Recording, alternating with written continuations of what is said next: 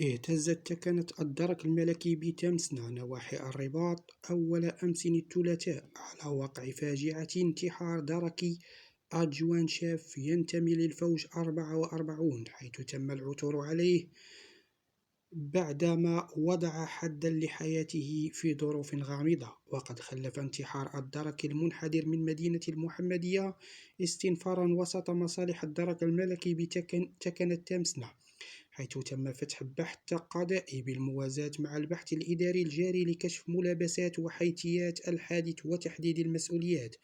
وقد تم وضع جثة الهالك في مستودع الأموات قصد إجراء التشريح الطبي بتعليمات من الوكيل العام لدى استئنافية الرباط.